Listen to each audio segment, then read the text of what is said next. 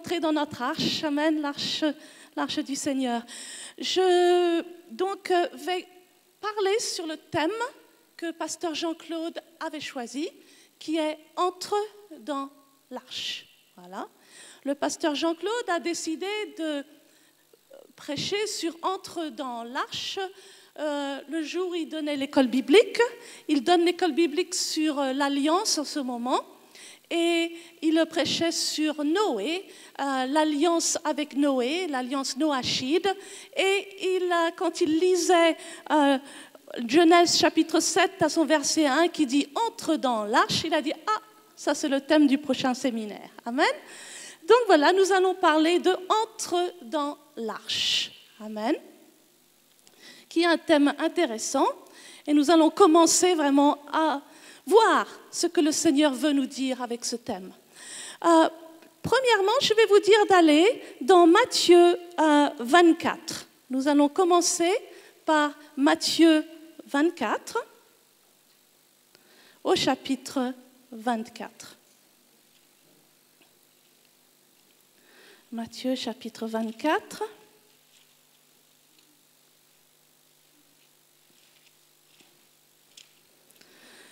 Voilà, nous allons lire ensemble Matthieu chapitre 24 à son verset 36.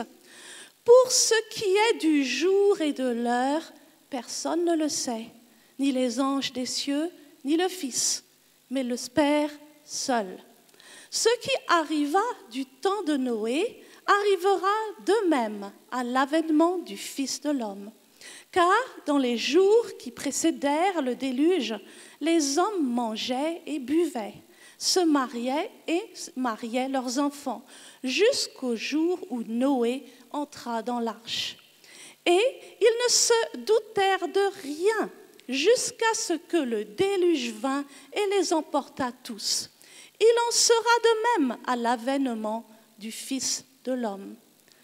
Alors, de deux hommes qui seront dans un champ, l'un sera pris et l'autre laissé. De deux femmes qui moudront à la meule, l'une sera prise et l'autre laissée. Veillez donc, puisque vous ne savez pas quel jour votre Seigneur viendra. Sachez-le bien, si le maître de la maison savait à quelle veille de la nuit le voleur doit venir, il veillerait et ne laisserait pas percer sa maison. C'est pourquoi vous aussi, tenez-vous prêts, car le Fils de l'homme viendra à l'heure où vous n'y penserez pas. Amen. Amen. Un texte très, très sobre qui nous avertit. Amen. Qui nous avertit. Dans le texte, le moment où le Seigneur reviendra est comparé au moment où Noé préparait l'arche et où Dieu a envoyé le déluge. Voilà comment il nous est présenté. Le Fils de Dieu reviendra à un moment qui peut être comparé au moment où Noé était sur terre. Amen. Donc, c'est pour ça que nous allons regarder Noé dans quelques minutes. Mais ce moment où Noé était sur terre peut être aussi comparé au moment que nous vivons maintenant. Okay? Maintenant même. Nous sommes déjà rentrés dans le temps de Noé. Amen. Quand vous lirez au chapitre 24, si vous voulez, à la maison, vous verrez que les jours qui précèdent l'événement de Jésus-Christ, où Jésus reviendra, il y aura des guerres, il y aura des bruits de guerre, il y aura des famines, et les famines veut dire aussi peut-être crise économique, il y aura des tremblements de terre, il y aura des maladies et des épidémies, il y aura de faux prophètes, amen, il y aura des persécutions pour les chrétiens, et il y aura surtout une croissance inouïe de l'iniquité, amen. Et c'est par cela que nous passons, et ça devient de plus en plus intense. Ce que nous savons, c'est que le Seigneur peut revenir très vite, et personne ne le sait quand, amen. Donc nous devons nous préparer, amen. Nous voyons que Le passage parle de 2 hommes qui seront dans un champ et un sera enlevé, 2 femmes qui travaillent ensemble et l'une sera enlevée. Donc cela veut dire qu'on pourrait comparer ce retour du Seigneur à l'enlèvement. Amen. Bon, que ce soit l'enlèvement ou la seconde venue, ce n'est pas le problème. Tout ce qu'on sait, c'est que Jésus revient bientôt, très bientôt. Amen. Et Dieu nous avertit, préparez-vous, préparez-vous. Amen. Préparons-nous donc. Préparons-nous donc. Amen. Nous allons aller donc dans Genèse. Genèse à son chapitre 5. Et nous allons faire connaissance avec Noé. Amen. Noé j'ai beaucoup lu là récemment les derniers jours sur Noé. Amen. Un personnage que je ne connaissais pas bien, mais vraiment un personnage exceptionnel, très exceptionnel. Nous allons prendre chapitre 5 à son verset 28. Lémec, âgé de 182 ans, engendra un fils. Il lui donna le nom de Noé, en disant « Celui-ci nous consolera de nos fatigues et du travail pénible de nos mains, provenant de cette terre que l'Éternel a maudite. » Verset 32, Noé, âgé de 500 ans, engendra Sem, Cham et Japheth. Amen. Donc nous voyons le papa de Noé. À l'époque, les gens vivaient vieux, probablement parce que Adam ne vivait pas si longtemps que ça auparavant et Dieu avait donné la vie éternelle à l'homme. Amen. La vie éternelle était en lui et bien sûr le péché est venu arrêter tout ça. Et voilà, donc à cause de ça, le péché faisait diminuer le nombre d'années constamment. Et voilà, ces gens donc vivaient encore longtemps. Okay? Mais on voit encore qu'au chapitre 6, Dieu va encore réduire le nombre des années des hommes, amen, à 120 ans. Et donc il a eu un enfant et il lui a donné un nom qui est le nom de Noé. Et Noé veut dire repos. Amen. Et il a prophétisé. Et vous, parents, vous pouvez prophétiser sur vos enfants. Il est important de prophétiser sur vos enfants. Il est très important de bénir vos enfants parce que la bénédiction du Père est très importante.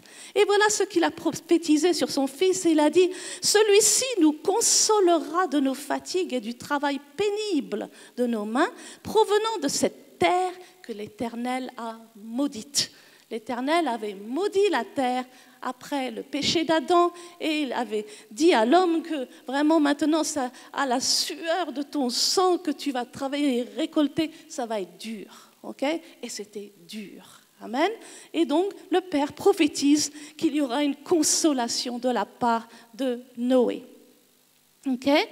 Au chapitre 6, nous voyons, au chapitre 6, verset 5, nous voyons qu'à l'époque, la méchanceté des hommes avait atteint un niveau exceptionnel. Verset 5, chapitre 6, l'Éternel vit que la méchanceté des hommes était grande sur la terre et que toutes les pensées de leur cœur se portaient chaque jour uniquement vers le mal.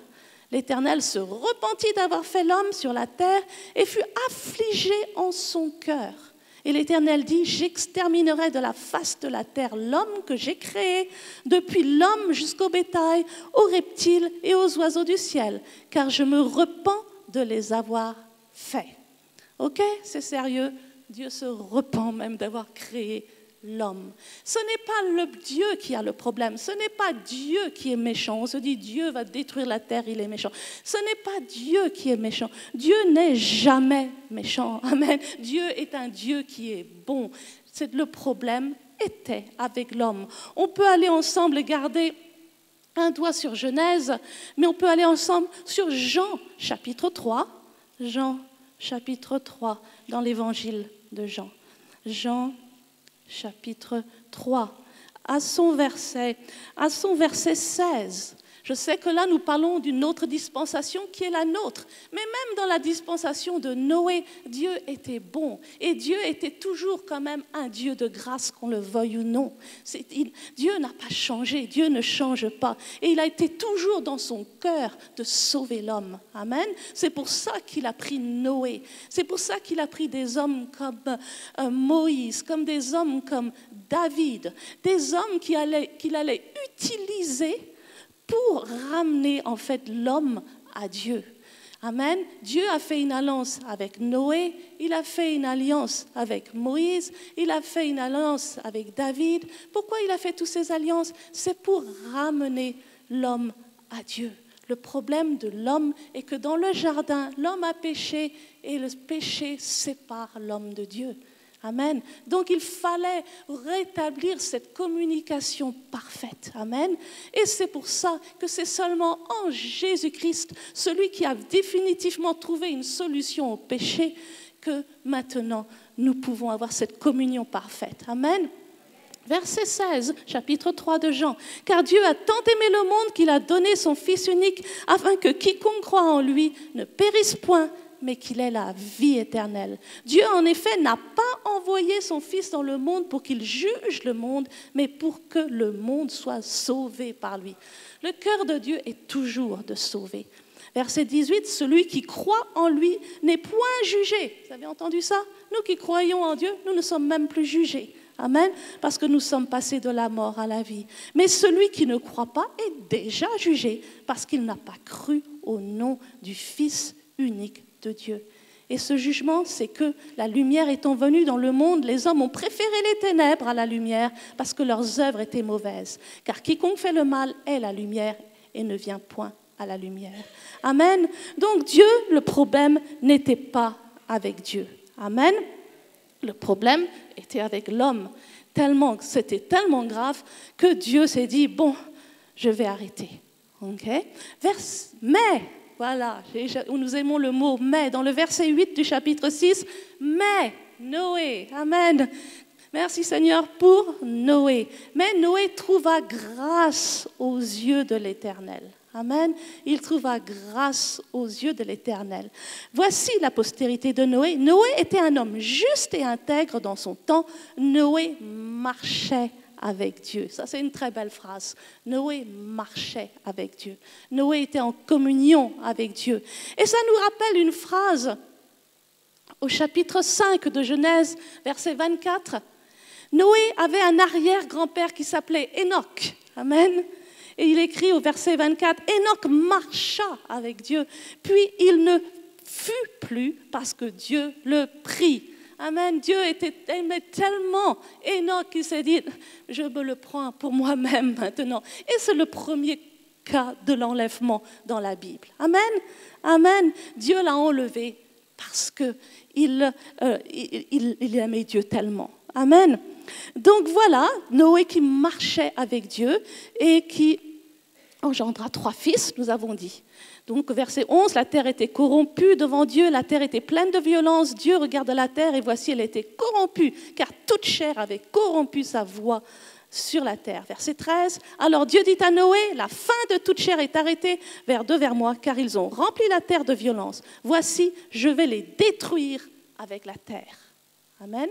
Dieu s'est dit qu'il va détruire. Mais il dit à Noé, fais-toi une arche de bois de gopher. Donc Dieu se dit, ok, je vais préserver certaines personnes.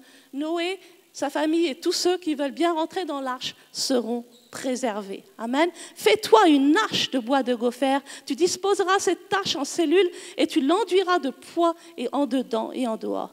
Voici comment tu la feras. Et il donne toutes les instructions. Et Noé, qui marche avec Dieu, entend toutes ces instructions.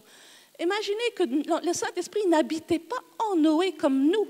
Donc, c'était vraiment cette communion intense qu'il voulait vraiment avoir pour garder, pour entendre si clairement la voix de Dieu. Et il a entendu clairement combien de mètres devait être l'arche, combien de mètres de longueur, de largeur, de hauteur. Il a entendu tout ça.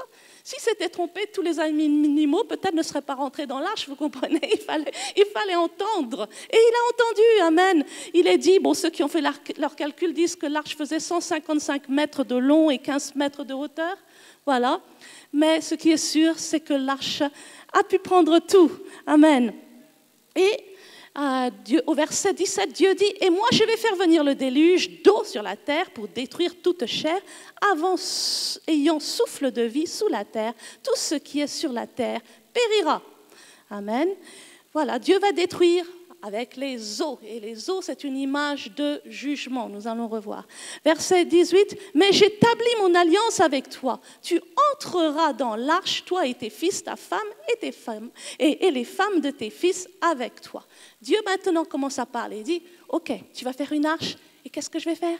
Je vais faire une alliance avec toi. » Dieu prononce le mot « alliance ». Ok? C'est une histoire de l'alliance. Notre alliance avec Dieu. Amen. Le mot alliance, c'est un mot très fort. Okay? Nous, on ne respecte pas le mot alliance. L'alliance, c'est comme un mariage. Amen. Mais c'est un mariage éternel. Ce n'est pas un contrat qui peut s'arrêter comme ça. Non, non. C'est quelque chose qui ne s'arrête pas. C'est des promesses qu'on échange avec l'autre personne, et dans ce cas avec Dieu, qui ne s'arrêtent pas. Dieu est obligé de tenir ses promesses. Nous tenons nos promesses aussi. Amen. C'est ça une alliance. Amen. Et des promesses que l'on échange à chacun. C'est une union sacrée. Amen. Et voilà. Donc Dieu va commencer une alliance avec Noé. Et au verset 22, il est écrit « c'est ce que fit Noé. Il exécuta tout ce que Dieu lui avait ordonné. » Amen. Nous voyons...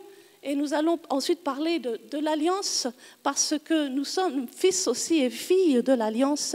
Et comme Noé, nous devons savoir nous préparer pour le retour de Christ. Amen. Et une chose que Noé faisait toujours, il obéissait complètement. Toujours. Amen. Chapitre 7, verset 1. L'Éternel dit à Noé, « Entre dans l'arche, toi et toute ta maison, car je t'ai vu juste devant moi parmi cette génération. » Dieu dit à Noé, je t'ai vu juste. Allons dans Hébreux, on garde une main là, Hébreux 11 à son verset 7. Hébreux 11 à son verset 7. C'est par la foi que Noé, divinement averti des choses qu'on ne voyait pas encore et saisi d'une crainte respectueuse, construisit une arche pour sauver sa famille, car c'est par elle qu'il condamna le monde et devint héritier de la justice qui s'obtient par la foi. Vous vous rendez compte de cette phrase? C'est Noé, c'est avant Abraham même. Mais à cause du fait que Noé a cru en Dieu, Dieu l'a déclaré juste. Amen. C'est très fort, c'est très fort. Noé avait la foi. C'est par la foi que Noé a construit une arche. Amen. C'est par la foi que Noé a construit une arche. Et il avait besoin de la foi. Vous savez pourquoi? Parce que quand Dieu lui a dit « Construis une arche et je vais envoyer le déluge », jusque-là, il n'avait jamais plu sur la terre. Jamais. Jamais plu sur la terre. Il n'avait jamais vu de pluie. Dans Genèse 2, à son verset 6, on peut aller, si vous ne me croyez pas, vers 2, verset 6, mais une vapeur s'éleva de la terre et arrosa toute la surface du sol. Amen. C'est comme ça que la terre devenait humide à cause de la rosée. Mais il n'y avait pas de pluie. Vous comprenez? Il n'y avait pas de pluie. Donc, il fallait la foi pour faire ce que Noé a fait, parce qu'il n'avait jamais vu de pluie. Okay? Jamais. Mais il a cru Dieu. Et ça a plu à Dieu. Amen. Et il a été divinement averti. Amen. Divinement averti parce qu'il écoutait la voix. Amen. Il entendait la voix de Dieu. Et allons maintenant au verset 5 du chapitre 7. Noé exécuta encore tout ce que l'Éternel lui avait ordonné. Verset 6. Noé avait 600 ans lorsque le déluge d'eau fut sur la terre. On a vu qu'il avait 500 ans quand il a donné naissance à ses fils. Il a 600 ans maintenant. On ne sait pas exactement, mais la construction a peut-être pris même un siècle. Okay? Ça a pris du temps, peut-être moins, je ne sais pas, mais ça a pris longtemps. Okay? Ça a pris très longtemps, okay? Pour construire cette arche. Donc il aurait pu même changer d'avis plusieurs fois. Il a dit, mais vraiment cette histoire, on va s'arrêter parce que vraiment c'est ridicule et tout le monde se moque de moi, mais je m'arrête. Mais non, il a continué. Et sa construction, en fait, était une prédication. Vous savez ça? Sa construction était une prédication. Sa construction voulait dire, Dieu vous aime, mais vous devez vous repentir parce que vous êtes mauvais. Et si vous ne voulez pas vous repentir, Dieu va vous détruire. Mais si vous voulez revenir à Dieu, rentrez dans l'arche. Rentrez dans l'arche et vous serez sauvés. Amen. C'était sa prédication. Rentrez dans l'arche et vous serez sauvés. Amen. Et c'était un prédicateur. Un grand prédicateur, amen, qui montrait ce qu'il prêchait. Aussi, ça devait être un grand évangéliste. Imaginez-vous le cortège des animaux, tous ces animaux qui rentraient un par un dans l'arche. Et les gens qui regardaient, qu'est-ce que c'est que cette folie ici? C'était une grande évangélisation, ça attirait énormément les regards des gens. Vous comprenez? Ils se disaient, mais c'est quoi cette histoire? Mais Noé l'a fait. Malgré les rires, malgré le ridicule, il l'a fait et il a tout continué. Amen. Donc il est rentré dans l'arche, lui, sa femme, ses enfants, ses belles-sœurs, il est rentré dans l'arche et avec tous les animaux. Okay? Tu prendras, c'est au verset 2 du chapitre 7, tu prendras auprès de toi 7 couples de tous les animaux purs, mâles et femelles, une paire des animaux qui ne sont pas purs, le mâle et sa femelle. Okay? Tous ces animaux connus sur la terre sont rentrés. Et je crois qu'à l'époque, il y avait plus d'espèces que maintenant, parce que les espèces sont en disparition. Donc ça faisait beaucoup de monde dans l'arche, amen. Énormément de monde dans l'arche, amen. Et on se demande comment ils ont même pu être tous ensemble comme ça, dans la même arche, le lion avec l'agneau. Je pense que la gloire de Dieu était dans l'arche, amen, parce qu'ils sont tous restés là, ensemble, amen. Verset 16 du chapitre 7. Il en rentra, mâle et femelle, de toute chair, comme Dieu l'avait ordonné à Noé. Puis l'Éternel ferma la porte sur lui. Un jour, le Seigneur fermera la porte. Okay? Un jour, le Seigneur fermera la porte. C'est pour ça que le temps de la grâce, pendant qu'il y a encore temps, il est important de se repentir. Parce que c'est un Dieu qui est lent à se mettre en colère, un Dieu qui est compatissant, un Dieu qui endure, mais il y a un moment où il dit, ça suffit maintenant. Okay? Donc il a fermé la porte. Il a fermé la porte. Donc au verset 17, le déluge fut 40 jours sur la terre, et les eaux crurent et soulevèrent l'arche, et elle s'éleva au-dessus de la terre. Okay? Au verset 20, nous voyons du chapitre 7, les eaux s'élevèrent de 15 coudées au-dessus des montagnes qui furent couvertes. 15 coudées au-dessus des montagnes. L'eau a dépassé les montagnes. L'eau a dépassé le mont Everest. Vous vous rendez compte? L'eau a dépassé. L'eau était très haute. Amen. Beaucoup d'eau. C'était vraiment quelque chose qu'on n'en avait jamais vu. Et au verset 23, tous les êtres qui étaient sur la face de la terre furent exterminés, depuis l'homme jusqu'au bétail, aux reptiles et aux oiseaux du ciel. Ils furent exterminés de la terre. Il ne resta que Noé et ceux qui étaient avec lui dans l'arche. Tous furent exterminés. Amen. Voilà, donc ceux qui étaient passés par la porte de l'arche furent sauvés. Ceux qui n'étaient pas passés par la porte de l'arche ne furent pas sauvés. Il fallait donc passer par la porte de l'arche. Amen. Allons dans Jean chapitre 10. Jean chapitre 10 où Jésus parle. Jean chapitre 10. Jésus dit au verset 9 de Jean chapitre 10, « Je suis la porte. » Amen. « Si quelqu'un entre par moi, il sera sauvé. Il entrera et il sortira et il trouvera des pâturages. » La seule porte du salut, c'est Jésus. Amen. L'arche de Noé représente Jésus. La seule porte du salut, c'est Jésus. Il est le seul chemin. Il est la vérité et la vie. Il est le seul chemin.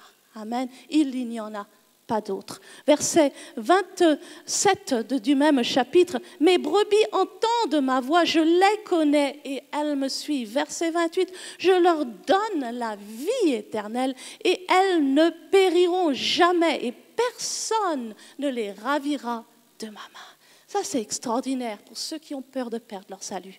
Si vous voulez le Seigneur Jésus et qu'il arrive quelquefois que vous tombiez, repentez-vous immédiatement, mais recourez vers Jésus. Ce n'est pas Jésus qui va vous dire de ne pas revenir. Amen. Jésus va vous garder. Jésus vous garde. Amen. Amen. Personne ne peut vous ravir de la main de Jésus, de sa main. Personne. Amen. Une bonne nouvelle. Nous devons le savoir. Dieu nous aime et Dieu quand il nous donne la vie éternelle, c'est la vie éternelle. Amen.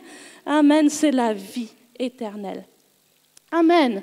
Donc, voilà, nous allons regarder une autre histoire qui nous parle aussi d'une porte et nous allons aller dans Marc chapitre 10. Marc chapitre 10. Marc chapitre 10, nous voyons une autre histoire. C'est l'histoire du jeune homme riche. Amen. Verset 17. Comme Jésus se mettait en chemin, un homme accourut et il se jetant à genoux devant lui, il dit « Bon maître, lui demanda-t-il, comment dois-je faire pour hériter la vie éternelle ?» C'est une très bonne question. Très, très bonne question. Comment hériter de la vie éternelle? Jésus lui dit, pourquoi m'appelles-tu bon? Il n'y a de bon que Dieu seul. Amen. Donc, d'une certaine manière, Jésus est en train de lui dire, si tu m'appelles bon et que Dieu est le seul qui est bon, tu es en train de me dire que je suis Dieu. Je suis en train de te dire que je suis Dieu. Amen, je suis Dieu. Mais il n'a pas vraiment compris. Il aurait pu donner sa vie à ce moment-là au Seigneur. Alors Jésus continue et il dit, pourquoi m'appelles-tu bon? Il n'y a de bon que Dieu seul. Tu connais les commandements. Tu ne commettras point d'adultère, tu ne tueras point, tu ne déroberas point, tu ne diras point de faux témoignages, tu ne feras tort à personne. Honore ton père et ta mère. Il lui répondit, Maître, j'ai observé toutes ces choses dès ma jeunesse. Amen. Un jeune homme extraordinaire. Jésus, l'ayant regardé, l'aima. Ma version anglaise dit « Jésus fut émerveillé ». Amen. Parce que ce n'est pas facile de trouver des jeunes hommes comme ça à son époque et à notre époque. Amen. Mais c'était un jeune homme exemplaire. Mais il continue. Va. Et il est exemplaire parce qu'il a respecté la seconde partie des commandements. Si vous regardez bien dans Exode 20, ce que Jésus a cité est la seconde partie des commandements. Mais maintenant, Jésus veut le tester et veut voir s'il est capable d'obéir au premier commandement. Amen. Donc, il lui dit, il te manque une chose. Va, vends tout ce que tu as, donne-le aux pauvres et tu auras un trésor dans le ciel. Puis viens et suis-moi. Mais affligé de cette parole, cet homme s'en alla tout triste, car il avait de grands biens. Amen. Et il n'a pas pu. Il n'a pas pu donner ses richesses. Pourquoi? Parce que ses richesses étaient son Dieu. Amen. Il ne pouvait pas obéir au premier commandement qui dit tu auras seulement un Dieu, un seul Dieu. Il ne pouvait pas obéir à cela. Il avait un autre Dieu. Amen. Donc posons-nous la question. Posons-nous notre question. Qui est notre Dieu? Amen. Est-ce qu'il y a quelque chose qui est difficile à donner, quelque chose qui est difficile à laisser partir? Parce que c'est peut-être un Dieu. Amen. Dieu n'accepte aucun autre Dieu à sa place. Le premier commandement, tu n'auras aucun autre Dieu devant ma face. Amen. Donc voilà, Jésus, le jeune homme s'en va. Et c'est vraiment une histoire très triste. Et alors les disciples sont vraiment... Alors qui va hériter de la vie éternelle? Parce que c'est vraiment très difficile. Et Jésus leur dit, il est plus facile à un chameau, verset 25, il est plus facile à un chameau de passer par le trou de l'aiguille qu'à un riche d'entrer dans le royaume de Dieu. Il est plus facile d'entrer par le trou de l'aiguille. Maintenant, heureusement que ce n'est pas le trou de la petite aiguille avec laquelle on coud. Amen, parce que vraiment, c'est tout petit. Mais le trou de l'aiguille, en fait, c'est un autre nom pour décrire une porte. Okay? À l'époque de Jésus, quand toutes les villes étaient fortifiées, et il y avait une porte pour entrer dans la ville. Il y avait une porte et on ne rentrait pas comme ça. Et quand la porte était ouverte, là, les marchands, avec leurs marchandises, avec leurs chameaux, pouvaient rentrer dans la ville. Amen. Mais le soir, on fermait la porte et personne d'autre ne pouvait rentrer. Et ceux qui avaient du retard pouvaient rentrer par une petite porte sur le côté, une petite porte qu'on appelait le trou de l'aiguille. Okay? Cette petite porte par laquelle ils pouvaient rentrer. Et ce qui se passait, c'est que quand un chameau chargé arrivait, il ne pouvait pas passer par le petit trou de l'aiguille. Amen. Donc il fallait décharger le chameau, et le chameau rentrait à quatre pattes là, par la petite porte, et on rentrait tout petit à petit. Amen. C'est une image du salut. Vous n'allez pas rentrer dans la présence de Dieu avec vos richesses. Amen. On n'est pas sauvé par ses richesses. On ne rentre pas avec ses richesses. On ne rentre pas non plus avec ses diplômes. Amen. On ne rentre même pas avec ses diplômes d'école biblique. Amen. On rentre comme on est venu sur cette terre. Amen. C'est comme ça qu'on rentre dans la présence de Dieu. Amen. Et on rentre comme un enfant. Amen. Voilà, donc sachons que le salut ne s'obtient que pour ceux qui peuvent être humbles comme des enfants. Amen. Qui s'humilient et qui se repentissent. Amen.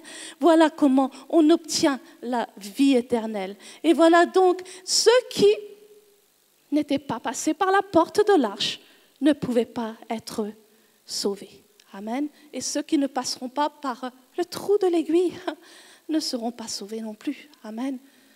Amen. Nous devons être sûrs, nous assurer que nous sommes bien passés par le trou de l'aiguille, amen, que nous ne nous appuyons pas sur autre chose et que nous n'avons pas un autre Dieu à la place de Jésus-Christ, notre Seigneur. Amen. Amen. Donc, nous continuons notre lecture et nous voyons donc qu'au chapitre 8, donc Dieu se souvint de Noé, là, et de tous les animaux et tout le bétail qui était avec lui dans l'arche. Et Dieu fit passer un vent sur la terre et les eaux s'apaisèrent. On voit donc que les sources de l'abîme et les écluses des cieux furent fermées et la pluie ne tomba plus du ciel. Les eaux se retirèrent de dessus la terre, s'en allant et s'éloignant, et les eaux diminuèrent au bout de 150 jours. Le 7e mois et le 17e jour du mois, l'arche s'arrêta sur les montagnes d'Ararat. Amen. Pour ceux qui pensent que l'histoire de Noé est juste une fable, non, c'est une histoire véritable. Même Jésus le mentionne. Est-ce que Jésus va mentionner quelque chose qui n'a pas existé? Il a dit comme au jour de Noé, c'est que Noé a existé. Amen. Et donc l'arche s'est arrêtée au sommet du mont Ararat, un mont en Turquie, et même on a fait de la recherche et il semble vraiment, vraiment plus que probable qu'on a retrouvé les traces de l'arche. C'est une histoire véritable. Amen. Une histoire véritable. Donc, l'arche s'arrête en haut de la montagne Ararat. Voilà. Les gens commencent à descendre après, mais voilà, l'arche est tout en haut du mont Ararat. Et le mot Ararat, nous l'avions vu la dernière fois avec Pasteur Jean-Claude à l'école biblique, le mot Ararat veut dire malédiction renversée. C'est ça que ça veut dire, Ararat. Imaginez-vous l'image. Vous voyez l'arche qui est faite de bois. C'est un bois élevé là sur une montagne. Amen. C'est l'image de la croix. C'est l'image de la croix de Jésus-Christ. Amen. Seule la croix de Jésus-Christ peut renverser la malédiction. Amen. Seule la croix de Jésus-Christ peut renverser la malédiction. Amen. Dans Galates 3:20, vous pouvez le lire à la maison, il est dit « Christ nous a rachetés de la malédiction de la loi, étant devenu malédiction pour nous, car il est écrit « Maudit celui qui est pendu au bois ». Amen. C'est une image de la malédiction. Bien sûr que l'alliance avec Noé ne va pas nous racheter complètement de la malédiction, nous allons voir. Seul Jésus peut le faire, bien sûr.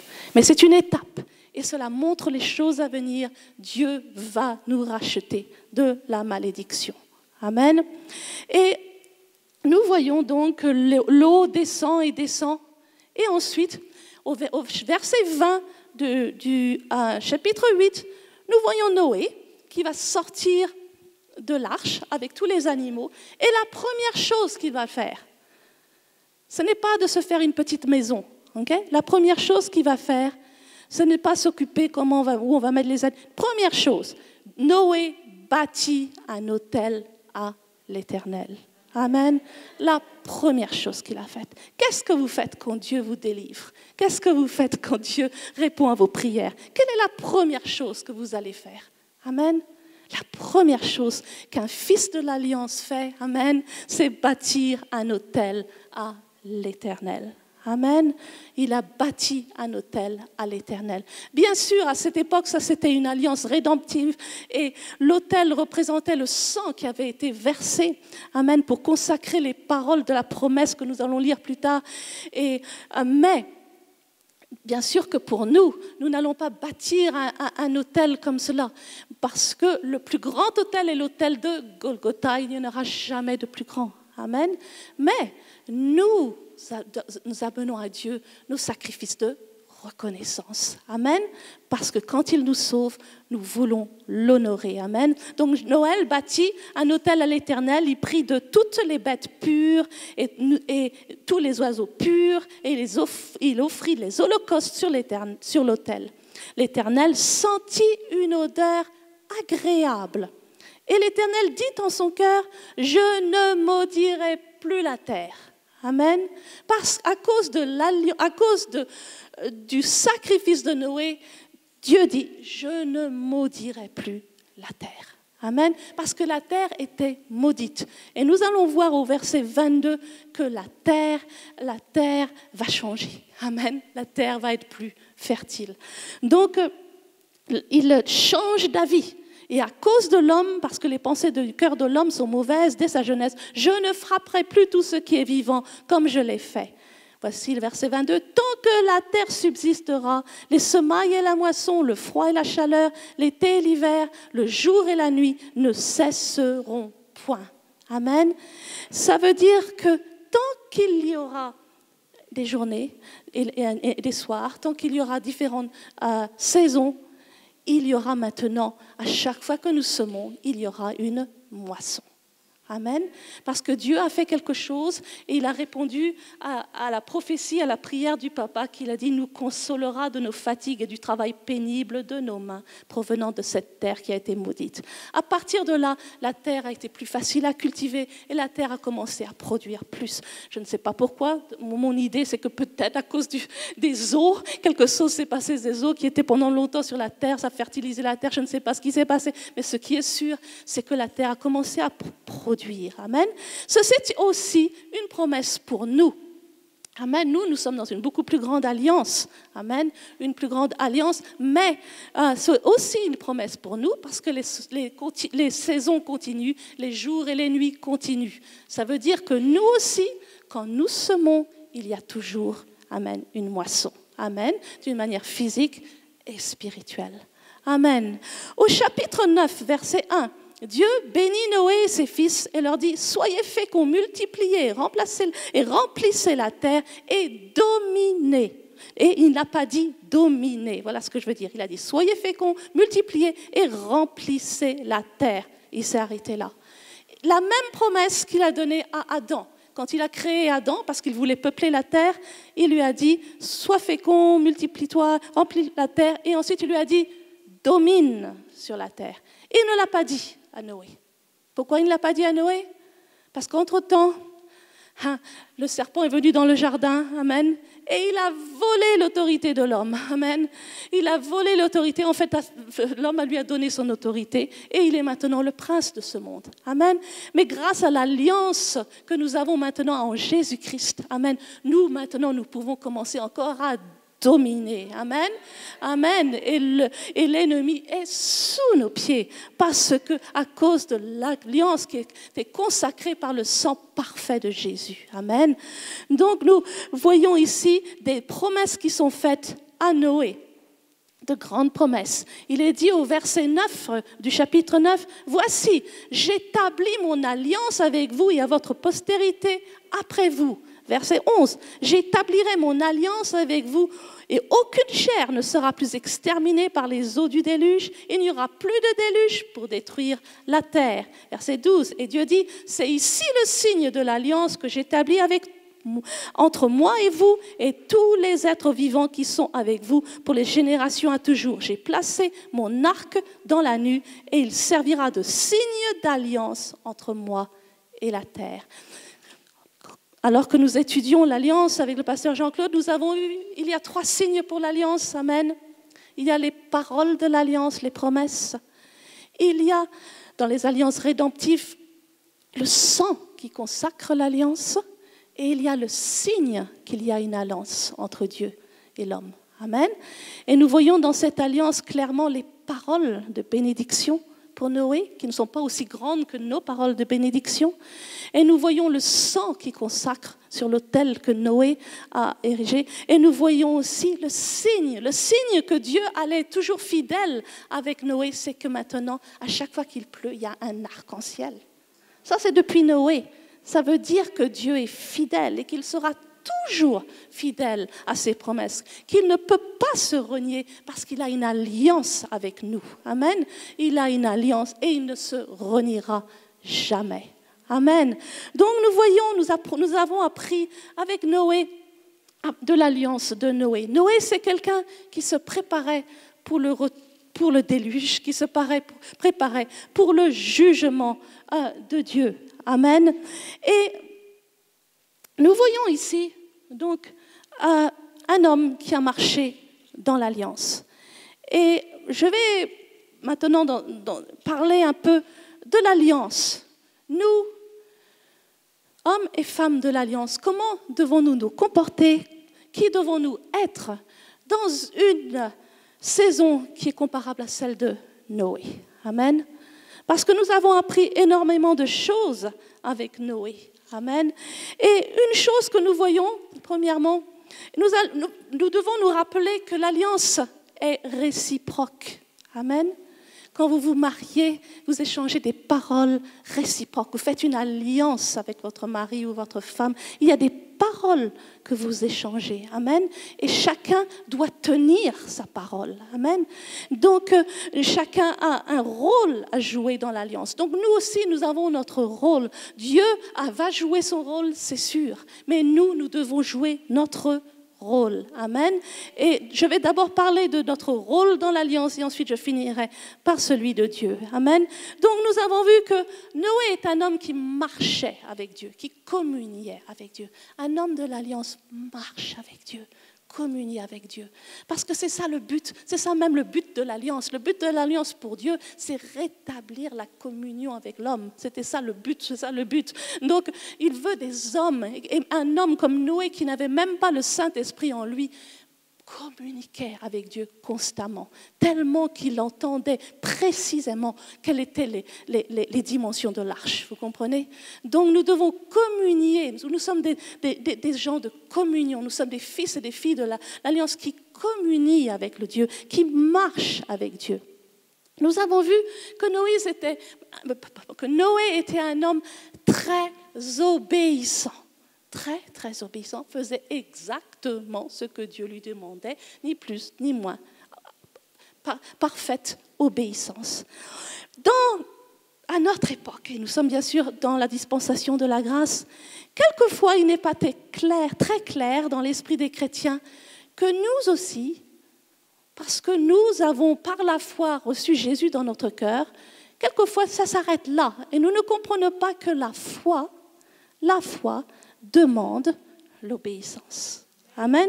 La foi, la preuve que tu as la foi, c'est ton obéissance. Nous allons aller dans Jean chapitre 3, verset 36. Jean chapitre 3, à son verset 36. Jean chapitre 3, verset 36. Il est écrit, c'est Jésus qui parle. Celui qui croit au Fils a la vie éternelle. Dans ma version, il est écrit « Celui qui ne croit pas au Fils ne verra point la vie, mais la colère de Dieu demeure sur lui. » Ceux qui ont la version Darby, c'est écrit « Celui qui croit au Fils a la vie éternelle. Celui qui désobéit au Fils ne verra point la vie, mais la colère de Dieu demeure sur lui. Amen. La version Darby est plus proche du grec que la version second. Amen. La version, celui qui croit au Fils, croire ici c'est pistéo, qui veut dire mettre sa foi en. Donc celui qui met sa foi dans le Fils de Dieu a la vie éternelle. Celui qui ne croit pas, le deuxième mot croire n'est pas pistéo, c'est le apétéo, la négation apétéo, qui veut dire désobéir. N'obéit pas. Celui qui n'obéit pas au Fils ne verra point la vie.